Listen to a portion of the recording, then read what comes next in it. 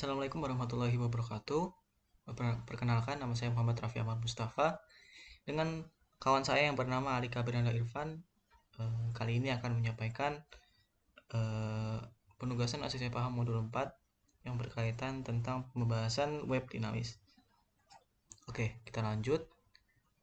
Yang akan kami bahas dalam pertemuan kali ini yaitu yang pertama ada seputar web dinamis, kemudian yang kedua yaitu database, dan yang ketiga yaitu preview website dinamis yang telah kami buat. Namun sebelum saya berlanjut, perlu kita ingat pula jenis-jenis web. Nah, yang pertama yaitu web statis, yaitu web yang isinya tetap dan tidak pernah berubah. Nah, kemudian yang kedua yaitu web dinamis, yaitu web yang isinya selalu berubah-ubah atau berganti tiap waktu. Nah, dikarenakan kita kemarin sudah menjelaskan tentang web statis, kali ini kita akan menjelaskan seputar web dinamis. Nah, apa itu web dinamis? Web dinamis merupakan sebuah website yang memungkinkan penggunanya untuk berinteraksi secara langsung. Dalam artian pengguna dapat menambah, memodifikasi, ataupun menghapus konten di dalam sebuah web tanpa harus membuka struktur kode dari web tersebut. Karena fungsi inilah, ngoding web dinamis menjadi lebih rumit daripada ngoding web statis. Sebuah web dinamis memungkinkan untuk menampilkan sebuah halaman web yang sama tapi dengan tampilan yang berbeda kepada pengguna yang berbeda pula. Dalam hal update pula, seorang pemilik web tidak harus jago untuk coding. Cukup menggunakan opsi dari fitur-fitur yang telah dibuat oleh si pembuat web tersebut. Web dinamis juga bisa dibilang lebih powerful atau lebih kuat karena mempunyai fitur seperti login, daftar pengguna, proses pembayaran, dan lain sebagainya. Nah, contoh web dinamis yaitu yang pertama adalah facebook.com yang sering kita pakai untuk media sosial sehari-hari, kemudian ada kaskus.co.id, dan kemudian youtube.com yaitu platform video.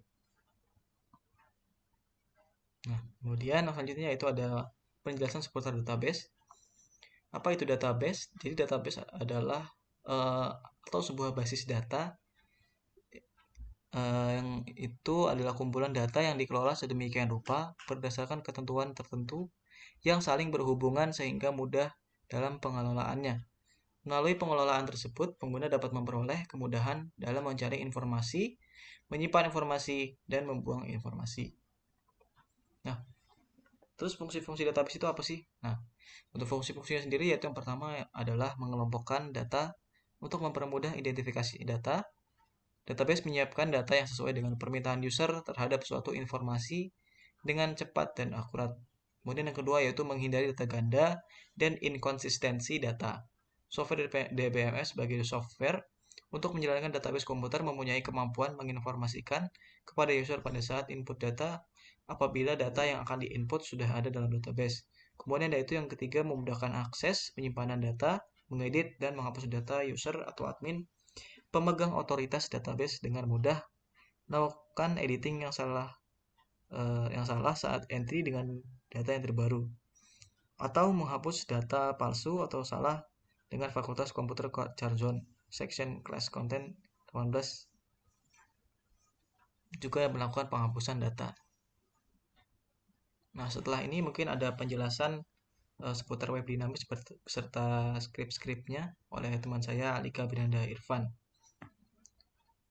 Maka untuk penjelasan seputar database, web dinamis, dan sebagainya, saya cukupkan sampai sini. Dan untuk selanjutnya saya serahkan kepada teman saya Alika. Selanjutnya, saya akan menjelaskan mengenai submenu dari menu dashboard, yaitu submenu pemrosesan data. Untuk tampilannya adalah seperti berikut ini.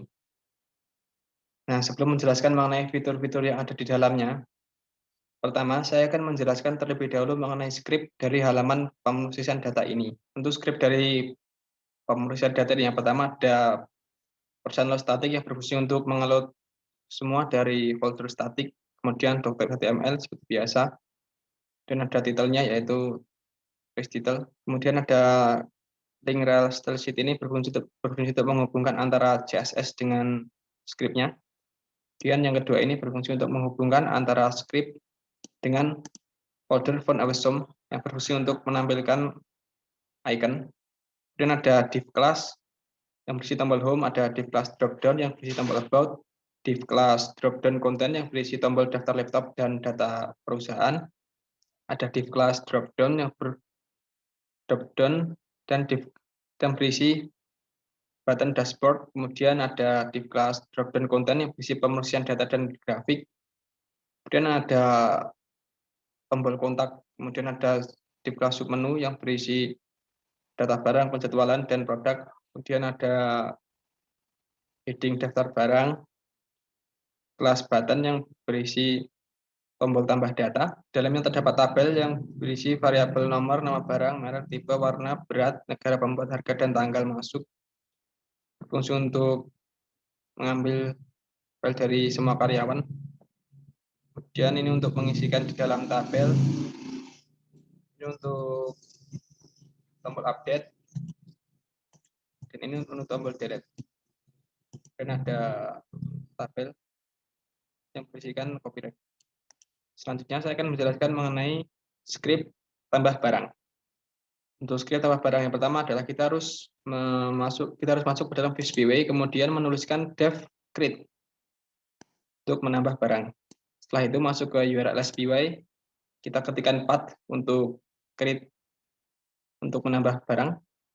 Kemudian kita buat untuk scriptnya. Scriptnya adalah yang di sini. Ini untuk tombolnya. Dan yang kedua untuk edit atau update barang. Pertama kita klik VSBWay, kita buat div-nya terlebih dahulu untuk update. Terakhir, kami akan menjelaskan mengenai website yang telah kami buat.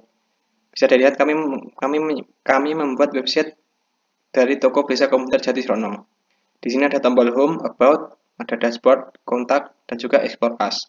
Jangan lupa di sini ada foto dari toko dan juga alamat dan juga informasi dari toko. Saya akan menjelaskan mengenai satu tombol, yaitu dashboard, yang di dalamnya terdapat dua sub menu, yaitu pemrosian data dan juga grafik. Pertama, saya akan menjelaskan mengenai pemrosian data. Apabila kita klik tombol pemrosian data, maka akan muncul tampilan seperti berikut ini, yaitu ada tabel nama barang. Nah, di tabel ini terhubung dengan database. Database-nya adalah seperti berikut ini. Kemudian, saya akan menjelaskan fitur-fitur yang ada di dalam halaman ini. Yang pertama adalah tombol tambah data. Apabila kita klik tombol tambah data, maka akan muncul formulir pendataan barang baru. Misalkan formulir ini digunakan apabila kita ingin menambah barang baru untuk dimasukkan ke dalam tabel barang yang tadi di halaman pemrosian data. Kan kita isikan barangnya laptop, kemudian mereknya Asus,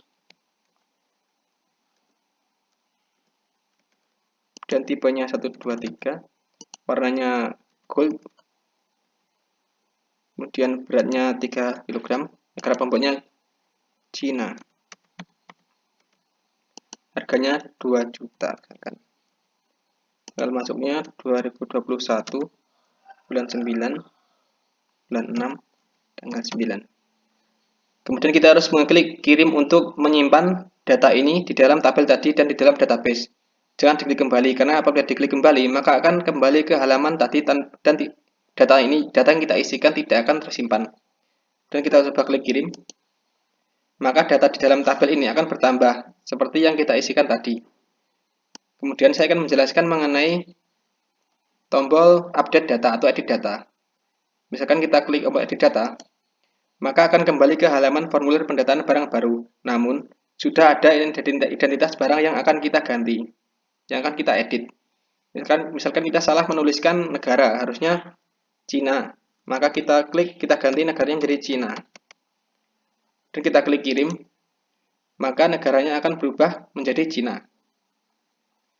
Kemudian saya akan menjelaskan untuk tombol terakhir, yaitu tombol untuk menghapus data. Apabila kita klik icon X ini, maka data yang ada di field yang kita hapus akan hilang. Selanjutnya saya akan menjelaskan mengenai submenu grafik. Apabila kita klik submenu grafik, maka akan muncul grafik penjualan laptop Asus yang keterangannya sudah tertera di bawah dari tabel. Demikian untuk penjelasan dari website Blesa Komputer dari kelompok kami. Kurang lebihnya mohon maaf. Wassalamualaikum warahmatullahi wabarakatuh.